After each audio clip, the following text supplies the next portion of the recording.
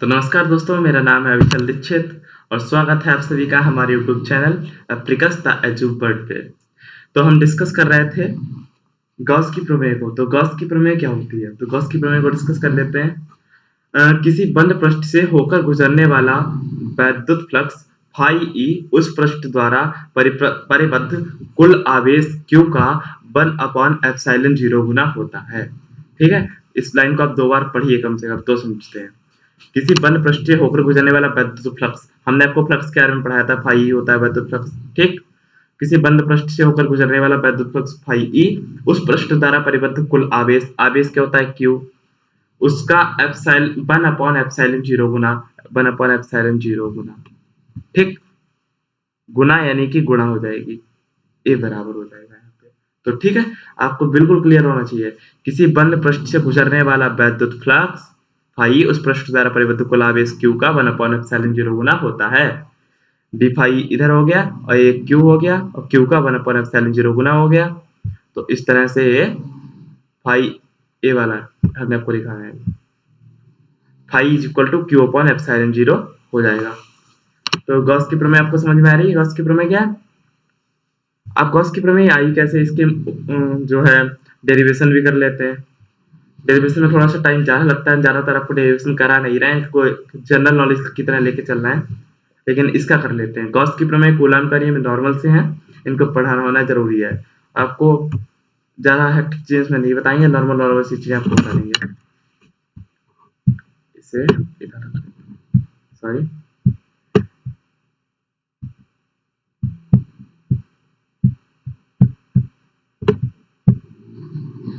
ठीक है, इधर आ जाते हैं जिससे कि आपको आराम से दिख पाए। हाँ, तो माना बिंदु O पर स्थित आवेश प्लस Q के कारण बिंदु P पर वैद्युत क्षेत्र E है जो OP के अनुदिश है और क्षेत्रफल अवयव dA की से गुजरने वाला वैद्युत फ्लक्स। तो क्या होगा?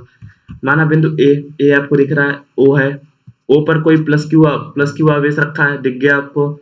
उसके बाद यहाँ पे बिंदु P है, बिंदु P दिख गया, फोटो में आपको दिख रहा बिंदु P पर इस Q के कारण वैद्युत क्षेत्र, मान लिया E है, वैद्युत क्षेत्र को E से शो करते हैं, तो इस Q आवेश के कारण इस P बिंदु पर E वैद्युत क्षेत्र है जो किस दिशा में लग रहा है? वैद्युत क्षेत्र किसी दिशा में लग सकता है, किस दिशा में लग रहा है? OP के अनुदिश, OP यानी इस लाइन के अनुदिश। देखिए ये लाइन बनाई गई है E, इस लाइन के अनुदिश ये वैद्युत क्षेत्र लग रहा है। ठीक, तो क्षेत्रफल अवयव dA से गुजरने वाला वैद्युत फ्लक्स, ये क्षेत्रफल अवयव, इतना क्षेत्रफल ले लिया, आपको ये राउंड दिख रहा होगा, इस राउंड ले लिया हमने, आपको इस पे बना के दिखा देते हैं। ए राउंड ले लिया, ए राउंड लिया है, ए ओपी के अंदर वैद्युत क्षेत्र लग रहा है। देखिए आपको एक बार हमने आपको इस पे भी समझा दिया। तो इससे गुजरने वाला वैद्युत फ्लक्स कितना हो जाएगा? हमें आपको दिखा नहीं पा रहे, सॉरी, अपने आप हटाना पड़ रहा है बार बार हमें अलग अलग। अभी थोड़ा सा हम आपको डिजिटल बोर्ड, लाइट बोर्ड, वो सब पढ़ा नहीं सकते, आपको इन्हीं से OBS स्टूडियो वगैरह से पढ़ाना पड़ता है, तो यही थोड़ा सा इशू आ जाता है, लेकिन कोई बात नहीं, हम पढ़ेंगे, मिलकर पढ़ेंगे, अच्छे से पढ़ेंगे। हाँ, तो हमें भी डिस्कस करना, हम भी सीखते हैं आपके साथ। तो डी फाई, इससे गुजरने वाला वैद्युत फ्लक्स क्या हो जाएगा? D phi is equal to E into DA। दोनों सदिश राशियां हैं, ध्यान से देखिए, दोनों के ऊपर एक तीर का साइन लगा हुआ है, दोनों के ऊपर एक तीर का साइन लगा हुआ है, दिख गया होगा आपको। तो ये दोनों सदिश राशियां हैं। ये डी फाई है, तभी यहाँ पे समाकलन नहीं लगा, वरना हमने आपको एक बताया था फार्मूला जो पीछे, कि फाई इज इक्वल टू समाकलन लगा था, फिर E इंटू DA था, दोनों के ऊपर सदिश का चिन्ह लगा हुआ था। लेकिन यहाँ पे क्या है? यहाँ पे डी फाई है, इसीलिए समाकलन का चिन्ह नहीं लगा, क्योंकि इधर एक डिफरेंशिएशन हो गया, इंटीग्रेशन की आवश्यकता नहीं लगी। इंटीग्रेशन डिफरेंशिएशन एक दूसरे का उल्टा होता है नहीं। तो d phi is equal to E into DA है, तो E इंटू DA को हम EDA cos थीटा लिख सकते हैं।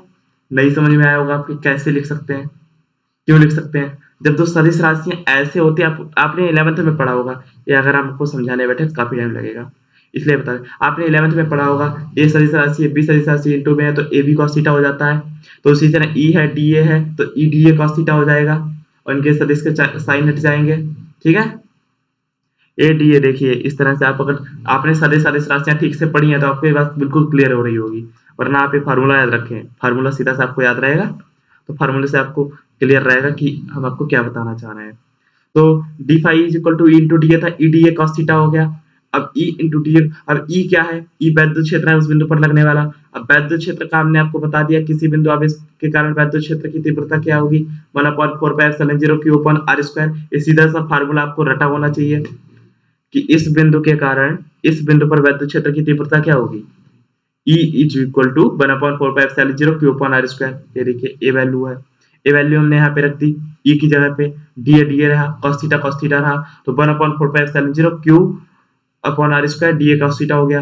अब आर स्क्वायर को डी ए कॉस थीटा के नीचे लिख लिया, ठीक है।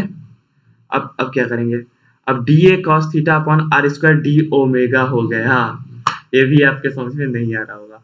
इसके लिए एक अलग कॉन्सेप्ट है घन कोण का। घन कोण क्या होता है, उसमें इस तरह से हम लेते हैं, इस तरह से लेते हैं, इसमें भी अवयव लिया जाता है डी ए वगैरह, फिर डी ए कॉस थीटा आर ए दूरी पे होता है उसे इस तरह से डी ओमेगा निकालते हैं। इस यहाँ पे जो एक कोण होता है ओमेगा, इसे निकालते हैं, तो d A cos theta upon are square d omega आ जाता है। ये हम आपको अगर एक्सप्लेन करने का आप बताएंगे तो अलग आपको घन कोण भी एक्सप्लेन कर देंगे, बाकी आप इसे ध्यान रख सकते हैं। ऐसे ही नीचे बढ़ जाते हैं, अब आपको पढ़ाते हैं, सॉरी पढ़ते हैं, पढ़ाते नहीं। D phi E is equal to 1/4πε0 q into d omega. D A cos theta upon are square को हमने डी ओमेगा लिख लिया, ये बात आप याद कर लीजिए अभी के लिए। सॉरी, क्योंकि हम आपको घन कोण पढ़ा देंगे तो आपको बात बिल्कुल क्लियर हो जाएगी। अभी आपको आप बताएं तो अच्छे से पढ़ा देंगे, क्योंकि हम ज्यादा लंबी नहीं करना चाहते वीडियो, इसलिए आपको कम टाइम में आराम से पढ़ा रहे हैं, ठीक है। तो डी ओमेगा हो गया, तो फाई इज इक्वल टू, इस समाकलन का साइन आ गया क्योंकि हमने डी को हटाया, संपूर्ण पृष्ठ से होकर संपूर्ण पृष्ठ से निकालना है ना, डी एक छोटा अवयव होता है और संपूर्ण पृष्ठ से निकालना तो समाकलन कर दिया डी फाई का। तो डी फाई का समाकलन कर देंगे तो डी फाई की वैल्यू रख दी, डी फाई की वैल्यू हमने जो ऊपर निकाली थी, ये वैल्यू डी फाई की निकाली थी। तो संपूर्ण पृष्ठ से निकलने के लिए हमने फाई बराबर समाकलन कर दिया डी फाई का, वैल्यू रख दी 1/4πε0 क्यू को बाहर ले लिया और इंटू 1 इंटू डी ओमेगा बचा, 1 इंटू डी ओमेगा का समाकलन करेंगे, जो मैथ्स के बच्चे हैं आसानी से जानते होंगे, तो सीधे से ओमेगा आ जाएगा। ये फार्मूला होता है, फार्मूले की तरह लीजिए, मैथ्स के नहीं है, बाकी को समझ में आसानी से आ रहा होगा। जब आपको इंटर का थोड़ा सा कोर्स हो जाएगा, अभी तो खैर बोर्ड्स वाले बच्चे सब समझ रहे होंगे, इसलिए उन्हें हर चीज अलग से एक्सप्लेन नहीं करना पड़ रहा है, क्योंकि पूरा साल उन्होंने पढ़ा है। और जो 11th के बच्चे हैं नया सुन रहे हैं, उनके लिए ऐसा है कि जब पूरा कोर्स एक्सप्लेन होगा तो अच्छे से आपको एक एक चीज क्लियर करके बताते हुए चलेंगे। अभी आपको शॉर्ट से क्रक्स के रूप में समझा रहे हैं ना, इसलिए आपको जल्दी जल्दी बताने की कोशिश कर रहे हैं, कम वीडियोस में लेक्चर पूरा करना है। तो 1/d ओमेगा का ओमेगा आ गया, तो 1/4πε0 into q into omega, omega 4 pi होता है, 4 पाई क्यों है ये भी आपको उसी में समझ में आएगा, हमने जहाँ पे आपको बताया घन कोण। तो ओमेगा इक्वल टू 4 पाई हो गया, 4 पाई में 4 पाई कट गया, क्यू अपन एप्सिलॉन 0 आ गया। तो phi is equal to q upon epsilon 0 इसलिए होता है। हमने आपको गॉस की प्रमेय में बताया था कि किसी बिंदु पर लगने वाला वैद्युत फ्लक्स फाई ई उस बिंदु पर उस पर आवेश का 1/एप्सिलॉन 0 गुना होता है, यानी कि ये क्यों होता है, ये बात आपको क्लियर हो जाएगी। अब ये हमने डेरिवेशन किया, इससे ये बात क्लियर होती है कि क्यों होता है। तो ये phi is equal to q upon epsilon 0 हो गया, तो हम इधर बैठ जाते हैं, ठीक है। यही गॉस का नियम अथवा गॉस की प्रमेय है। गॉस की प्रमेय आपके समझ में आनी चाहिए। घन कोण का कॉन्सेप्ट आपको क्लियर हो जाए, आपको थोड़ा सा समाकलन पता हो तो आपको बिल्कुल क्लियर होगी। इसके लिए आप पुरानी वीडियोस देखिए, आप जो वीडियो जाएंगे उन पे देखिए, ठीक है। तो गॉस के नियम को हमने समझ लिया। इसके बाद गॉस के नियम का गॉसियन पृष्ठ क्या होता है ये पढ़ लें हम तो बढ़िया रहेगा। गॉस का पृष्ठ, गॉसियन पृष्ठ, गॉसियन पृष्ठ के लिए मुझे इधर आना पड़ेगा। गॉसियन पृष्ठ स्थिर वैद्युतिकी में किसी काल्पनिक बंद पृष्ठ को गॉसियन पृष्ठ कहते हैं। किसी काल्पनिक बंद, अरे जरा सा आपको याद करना है, इसमें तो बहुत क्लियर सी चीज है। किसी काल्पनिक बंद पृष्ठ को गॉसियन पृष्ठ कहते हैं, ठीक। आवेश का रेखीय घनत्व क्या होगा, प्रति एकांक लंबाई पर वितरित आवेश को आवेश का रेखीय घनत्व कहते हैं, प्रति एकांक लंबाई पर वितरित। ये क्यों कहा, ये जो इसे लैम्डा से शो करते हैं, इसे लैम्डा से शो करते हैं आवेश के रेखीय घनत्व को। इसमें इसका सूत्र होता है lambda is equal to q upon l. Q upon l, ये देखिए वाला लिखा हुआ है यहाँ पे, ये लिखा हुआ है lambda is equal to q upon L. L की जगह पे अगर आप 1 रख दें तो lambda is equal to q आ जाएगा।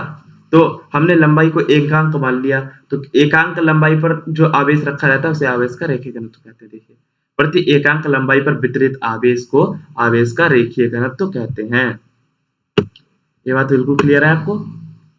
Lambda is equal to q upon L. L को अगर 1 मान ले तो लैम्डा इज इक्वल टू, अगर हम एल को 1 मान ले, ऐसे करके बताते हैं आपको, एल को 1 मान ले तो फिर lambda is equal to q upon 1 हो जाएगा। तो lambda is equal to q हो जाएगा। तो यानी कि अगर लंबाई एकांक हो, प्रति एकांक लंबाई पर जो आवेश वितरित रहता है, मान लिया इतना बड़ी कोई जगह, इतनी बड़ी कोई चीज है, उसमें प्रति एकांक लंबाई पर जितना आवेश रहेगा, उस आवेश को क्या बोलेंगे हम? उस आवेश को आवेश का रेखीय घनत्व बोलेंगे। ठीक, आवेश का रेखीय घनत्व इस कॉन्सेप्ट को बोलेंगे। इसका मात्रक क्या हो जाएगा? क्लियर सी बात है, क्यू का मात्रक कूलाम होता है, एल का मात्रक मीटर होता है, कूलाम पर मीटर इसका मात्रक हो जाएगा। प्रत्येक आवेश का रेखीय घनत्व समझ गए, गॉसियन पृष्ठ समझ गए। इसके बाद हम समझते हैं आवेश का पृष्ठ घनत्व। इसमें पृष्ठ, पूरा पृष्ठ आ गया। इसमें केवल लंबाई नहीं होगी, इसमें लंबाई के साथ और भी एक चीज जुड़ जाएगी, इसमें पूरा एरिया बन जाएगा ना। अभी इसमें केवल एक बीमा ले रहे थे हम, लंबाई ले रहे थे, लेकिन अब इसमें पूरा एरिया है, क्योंकि इसमें क्या है? पृष्ठ घनत्व। अब पृष्ठ की बात हो रही है, पृष्ठ की बात हो रही है। तो पृष्ठ की बात जब होती है तो एरिया लिया जाएगा। अब एकांक, जब रेखीय घनत्व की बात हुई थी तो हमने लंबाई ली थी। तो किसी पृष्ठ के एकांक क्षेत्रफल पर भी, एक कोई पृष्ठ है, इसके एकांक क्षेत्रफल पर, इस पृष्ठ के एकांक क्षेत्रफल पर वितरित आवेश को, उसमें एकांक लंबाई पर वितरित था। अब इसमें एकांक पृष्ठ पर, एकांक क्षेत्रफल पर वितरित हो जाएगा। ठीक, एकांक क्षेत्रफल पर वितरित आवेश को पृष्ठ घनत्व कहते हैं।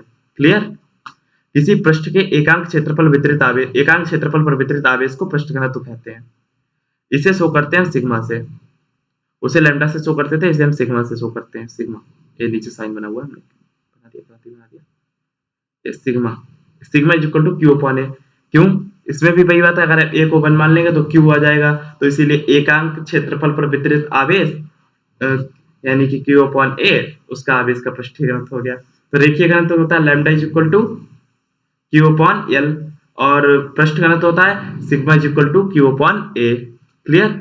सेंटीमीटर, सॉरी सेंटीमीटर, कूलाम पर मीटर स्क्वायर। क्यू का मात्रक कूलाम होता है, ए का मात्रक मीटर स्क्वायर होता है। तो कूलाम पर मीटर स्क्वायर इसका मात्रक हो जाएगा। ठीक है, तो इस वीडियो के लिए इतना ही रखें। हो गया? आगे हम थोड़ा सा क्वेश्चन डिस्कस कर लेंगे, इसका पूरा पार्ट को थोड़ा सा डिस्कस कर लेंगे इसमें अगली वीडियो में। पार्ट हमारा पहला कंप्लीट हो जाएगा। ओके, थैंक यू, जाओ तोड़ो। Thank you.